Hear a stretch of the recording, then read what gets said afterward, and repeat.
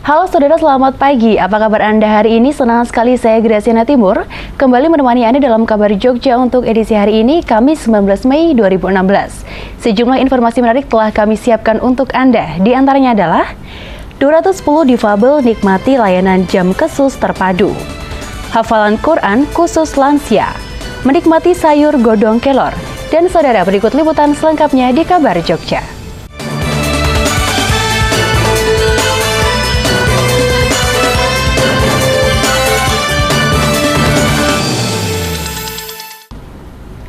Saudara, menyusul tewasnya 12 orang akibat menenggak miras oplosan, perang besar-besaran melawan peredaran miras di wilayahnya digelar jajaran Kepolisian Daerah Istimewa Yogyakarta.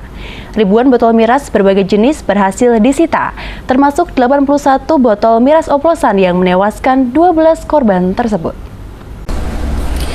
Inilah sebanyak 81 botol minuman keras oplosan yang disita jajaran Polda DIY dari seorang pedagang asal Banguntapan, Bantul bernama Ferry. 81 botol miras oplosan ini merupakan bagian dari miras oplosan maut yang telah menewaskan 12 korban jiwa dalam sepekan terakhir. Miras ini dijual Ferry seharga Rp15.000 per botol dan diambil dari seorang peracik yang saat ini masih dalam pengejaran polisi. Diduga, miras oplosan ini mengandung zat metanol secara berlebihan sehingga mengakibatkan korban langsung pingsan dan terganggu penglihatannya setelah mengkonsumsi miras. Namun untuk memastikan kandungannya, Polda DIY masih menunggu hasil penelitian dari Lab Formabes Polri Cabang Semarang. Selain menunggu hasil penelitian Lab 4, Polda DIY juga mengaku kesulitan mengusut tuntas kasus ini karena pihak keluarga menolak dilakukannya otopsi terhadap korban dengan alasan malu. Padahal dari hasil otopsi bisa diketahui penyebab kematian korban yang sesungguhnya. Kita sampaikan ke keluarga ini untuk penegakan hukum, kita mohon dukungannya sehingga proses penyidikannya lebih sempurna. Selain ribuan botol miras berbagai jenis dan merek serta menangkap penjualnya, jajaran Polda DIY juga mengamankan sebuah pistol beserta amunisinya, serta sejumlah senjata tajam di sebuah tempat penjualan miras. Perang besar-besaran terhadap peredaran miras ini dilakukan jajaran Polda DIY menyusul tewasnya 12 orang di Bantul dan Yogyakarta akibat menenggak miras oplosan dalam sepekan terakhir. Kondisi ini dianggap sangat memprihatinkan karena hanya berselang 3 bulan dari kejadian serupa yang menewaskan 26 korban jiwa pada bulan Februari lalu. Nawawi, RBTV. Kepolisian Daerah Istimewa Yogyakarta meningkatkan status darurat minuman keras oplosan dengan menaikkan level razia penyakit masyarakat atau pekat dari operasi rutin menjadi operasi khusus. Hal ini bertujuan untuk mencegah dampak negatif dari miras oplosan.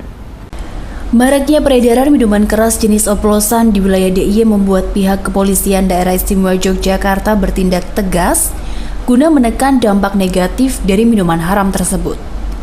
Salah satu cara yang dilakukan adalah dengan menaikkan status darurat miras oplosan, serta meningkatkan status operasi dari operasi rutin menjadi operasi khusus selama beberapa hari ke depan.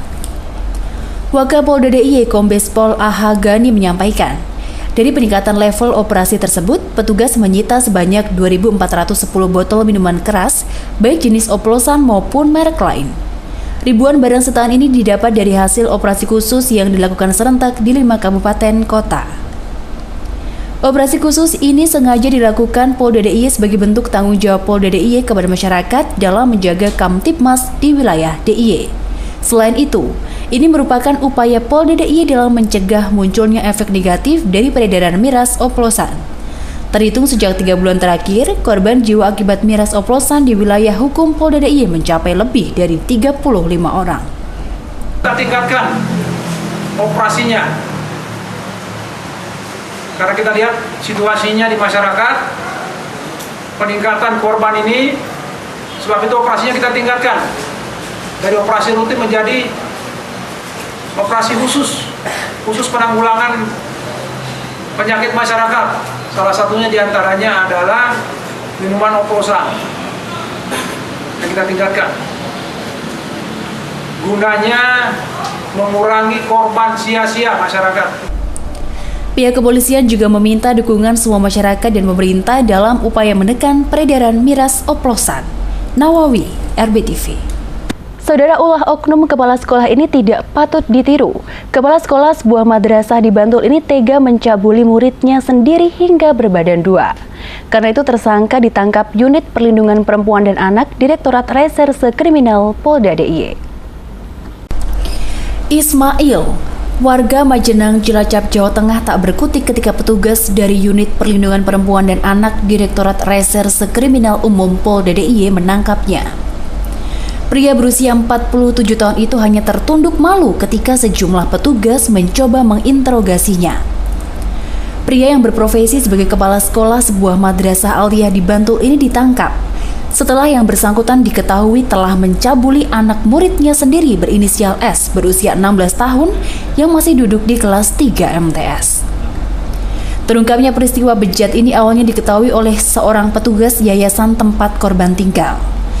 Saat melakukan pemeriksaan di kamar korban, petugas tersebut menemukan sebuah handphone yang diketahui milik kepala sekolah yang bekerja di yayasan tersebut. Petugas yayasan kemudian menanyakan HP tersebut bisa ada pada korban. Korban pun akhirnya bercerita kepada petugas bahwa dirinya kerap dicabuli oknum kepala sekolah tersebut. Ia pun mengaku akibat pencabulan itu kini dirinya hamil 1 bulan. Informasi tersebut kemudian oleh petugas yayasan dilanjutkan bersama korban membuat laporan ke kantor polisi. Dari hasil penyelidikan petugas, diketahui Ismail telah sebanyak 4 kali melakukan pencabulan. Pelaku mengaku aksi bejatnya dilakukan sejak bulan Desember tahun lalu. Modus pelaku kepada korban yaitu dengan menjajakan berbagai barang termasuk makanan. Pelaku juga meminjamkan alat komunikasinya berupa handphone kepada korban untuk dapat berkomunikasi.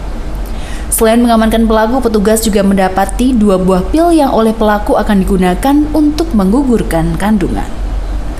Adapun modus yang dilakukan adalah tersangka memberikan iming-iming, memberikan handphone dan lain sebagainya. Setelah diberikan itu, maka korban disetujui. Korban dalam hal ini atas nama SE, ini usia 16 tahun, siswa MTS kelas 3 MTS, dan saat ini diketahui korban dalam kondisi hamil 1 bulan.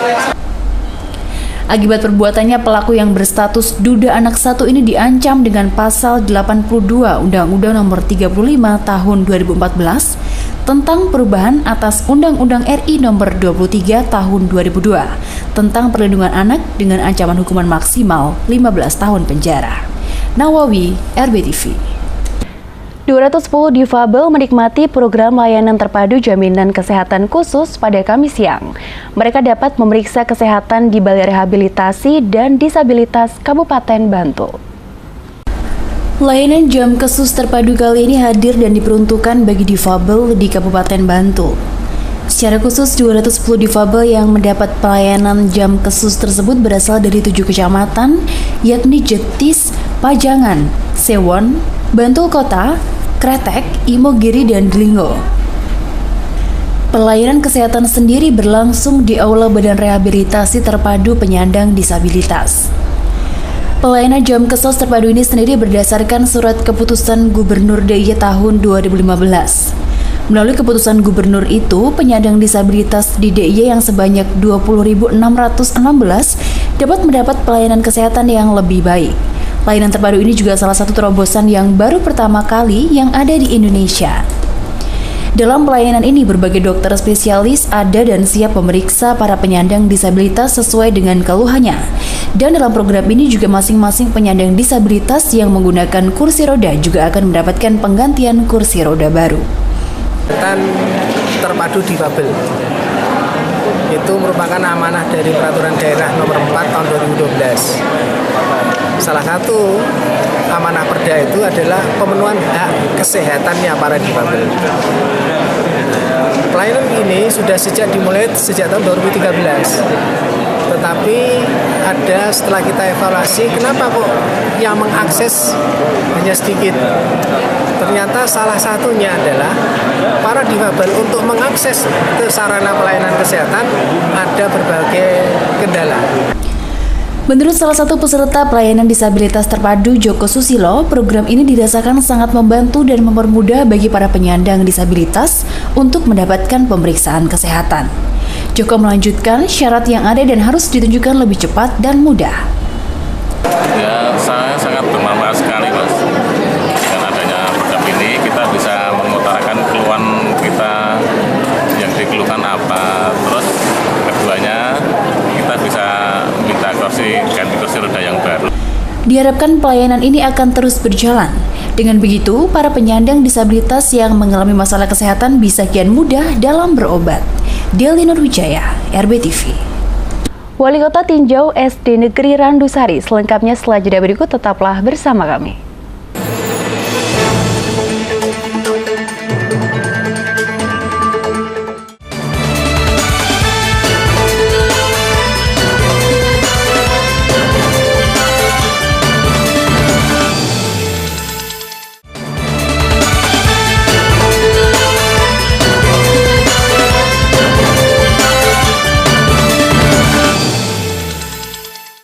Terima kasih saudara, Anda masih bersama kami dalam Kabar Jogja.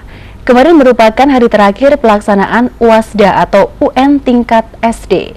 Sejauh ini 8.150 siswa SD di Kota Yogyakarta mengikuti UASDA dengan lancar. Pada hari terakhir pelaksanaan ujian akhir sekolah daerah atau UASDA, Wali Kota Jogja Haryadi Suyuti didampingi Kadisdik Edi Heri Suasana mengunjungi SDN Randusari. Kepala Dinas Pendidikan Kota, Edi Heri Suasana mengatakan, UASDA yang diselenggarakan selama 3 hari sejak Senin lalu berjalan dengan lancar.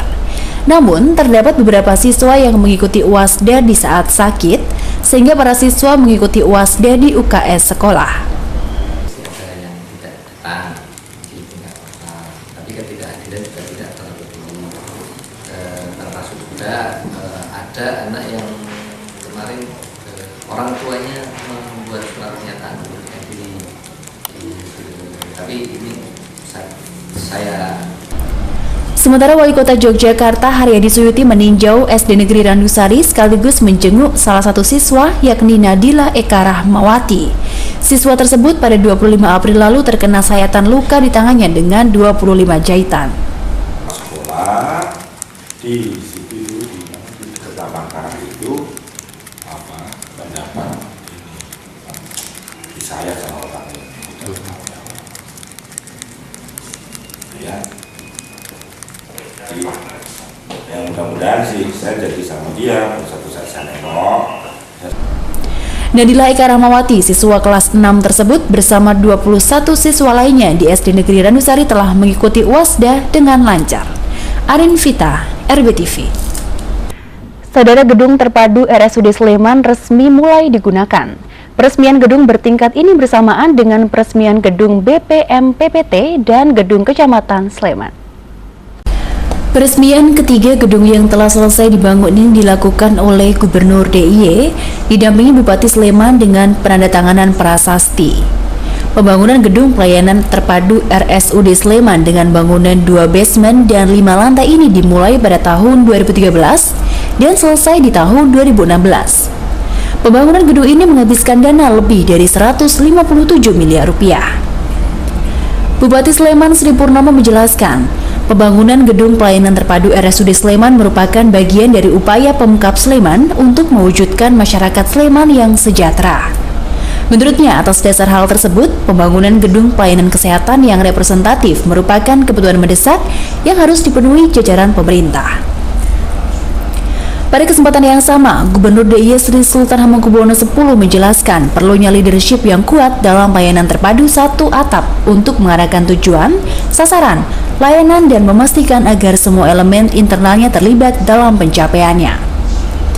Dua gedung lain yakni BPM PPT dan Kecamatan Sleman yang menghabiskan dana hampir 5 miliar dan 2 miliar diharapkan memudahkan masyarakat dalam memproses perizinan diantaranya izin perubahan penggunaan tanah, IPT, site plan, SKTBL, IMB, IMB reklame, izin gangguan, SIUP, TDUP dan pemondokan. Widi, RBTV. Untuk lebih menggencarkan kampanye toleransi, IKPMD Kota Yogyakarta akan melakukan pemasangan spanduk. Spanduk yang dipasang menggambarkan kekayaan dan keragaman budaya yang ada di Indonesia. Spanduk ini nantinya akan dipasang di tempat-tempat strategis dan juga kecamatan. Dalam spanduk ini nantinya akan ditampilkan keragaman budaya, yaitu melalui foto 20 pasang mahasiswa yang menggunakan pakaian adat daerahnya masing-masing. Dengan kampanye menggunakan media ini diharapkan dapat mengukuhkan dan mengembalikan komitmen agar seluruh masyarakat menjaga toleransi untuk mewujudkan persatuan dan kesatuan.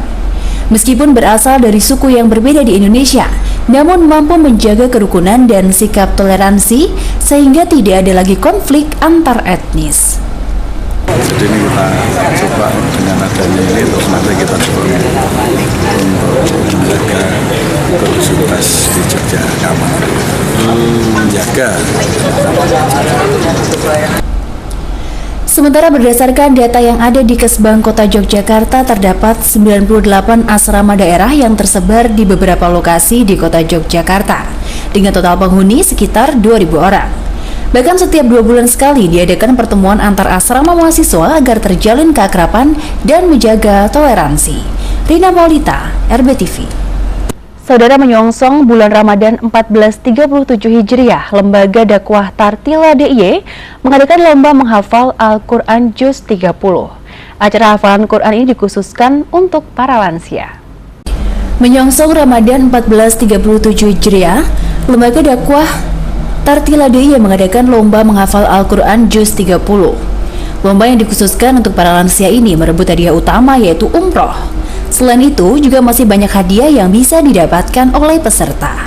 Ketua Panitia Supriyati Hardi Rahayu menyampaikan, kegiatan ini memang dikhususkan untuk para lansia. Lansia dipilih untuk mengikuti kegiatan ini karena lansia tidak pernah tersentuh untuk diikutkan dalam kegiatan-kegiatan yang seperti ini.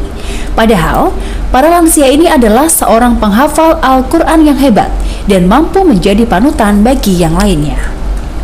Kebanyakan kan tidak kami dari lembaga dakwah Tartila itu memang sengaja ngambil dari lansia yang belum tersentuh justru malah gitu. Dan ternyata kalau Mbak Mas pengen tahu ya, mereka itu ternyata para penghafal Al-Quran yang bukan juz 30 aja, tapi 30 juz yang memang mungkin belum berkesempatan ya secara ekonomi ya. Karena kalau udah ada secara ekonomi pasti sudah ngomong sendiri. Sementara Wali Kota Yogyakarta Haryadi Suyuti menyampaikan bahwa dirinya sangat mendukung dengan kegiatan ini, terlebih lagi acara ini sengaja dikhususkan untuk para lansia. Bahkan nantinya dengan adanya para lansia akan mampu memahami dan mengajarkan nilai-nilai yang terdapat dalam Al-Quran kepada generasi penerusnya. Memahami dan juga mengajarkan nilai-nilai pada kita sehingga apa? Generasi Indonesia dari Yogyakarta, harapan saya juga tadi selalu dalam pegangan atau selalu ada Al-Quran. Rina Maulita, RBTV. Museum Wiratama dicat ulang. Selengkapnya setelah jeda berikut, tetaplah bersama kami dalam Kabar Jogja.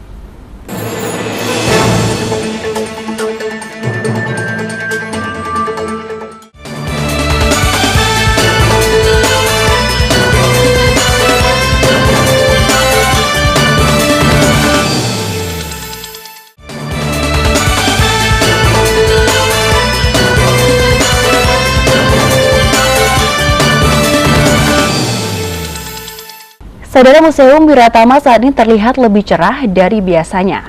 Hal ini setelah museum tersebut dicat ulang.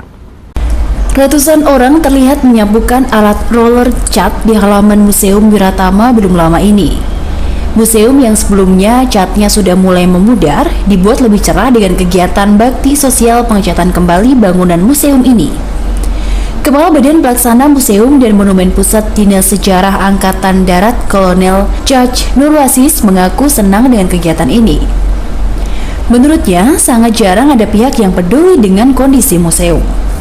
Indonesia Merdeka, gedung ini digunakan sebagai markas besar tentara keamanan rakyat. Kalau dulu namanya MBRR, kalau sekarang itu kan ada Cimahi. Museum Wiratama ini memiliki sejarah yang kuat saat perjuangan kemerdekaan. Mulai dari menjadi markas Tentara Keamanan Rakyat atau TKR, pemilihan Jenderal Sudirman sebagai Panglima Besar, dan kejadian penculikan jenderal.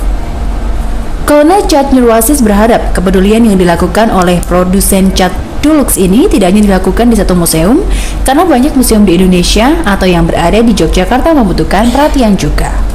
Widi, RBTV. Saudara, daun kelor memang sudah lama dikenal sebagai daun dengan segudang khasiat. Kendati begitu, sangat jarang masyarakat yang mengolahnya menjadi makanan. Namun di Bantul terdapat warung yang secara khusus menyajikan menu sayur daun kelor. Penasaran? Berikut liputan selengkapnya untuk Anda. Adalah Majidi, warga Gaten, Sewon, Bantul yang mengolah jenis sayuran yang tidak biasa itu. Ya, Majidi secara khusus membuka warung dengan menu utama sayur godong kelor. Daun kelor memang memiliki aroma khas, namun ketika dimasak ternyata daun ini tak kalah lezat dengan jenis sayuran lain.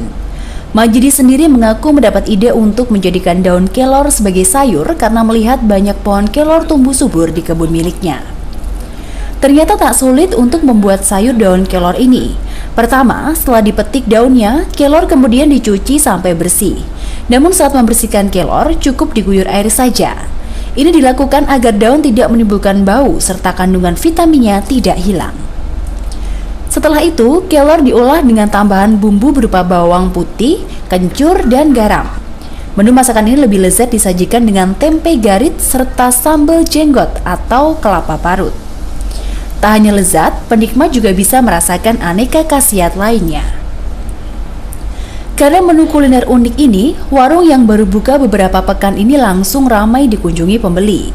Para pengunjung mengaku penasaran dengan sayur yang tidak biasa ini.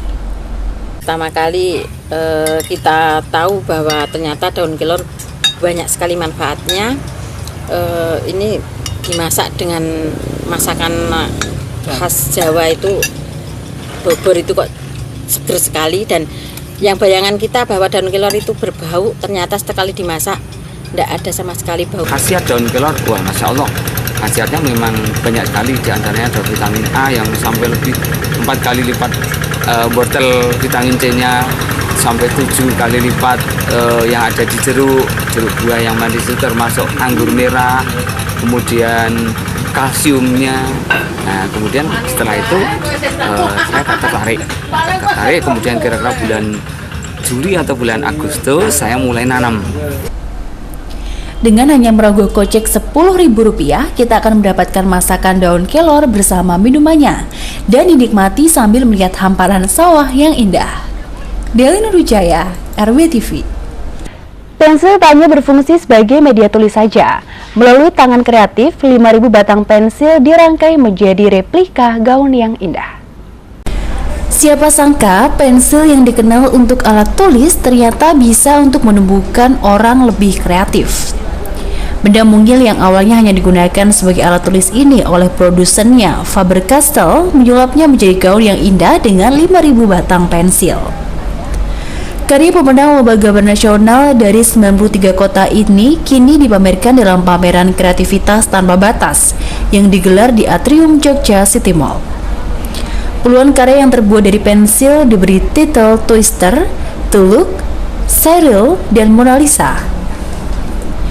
Salah satunya karya Christine Schulz, sebuah gaun pesta yang terbuat dari 5.000 batang pensil, mampu mengingatkan siapapun akan alunan musik waltz yang indah dengan suasana pesta yang meriah. Brand manager Faber-Castell Francisca Rebila mengatakan, rangkaian acara lomba dan pameran ini untuk menumbuhkan kreativitas anak-anak Indonesia. Tujuannya adalah menunjukkan potensi generasi kreatif Indonesia untuk masa depan. Ini juga memposisikan diri sebagai motonya bukan lagi company for life, tapi kreatif company for life. Mengapa? Karena kami lihat bahwa kreativitas adalah hal yang sangat penting, fondasi utama bagaimana kita bisa meningkatkan inovasi sekaligus. Gaun pesta yang dibentuk dari lebih 5.000 rangkaian batang pensil telah dipamerkan ke berbagai negara ini merupakan salah satu karya terbaik Christine Schulz. Arin Vita, RBTV. Saudara, informasi tadi sekaligus mengakhiri jumpa kita dalam Kabar Jogja untuk edisi hari ini. Saya Graciana Timur, selamat pagi dan salam Kabar Jogja.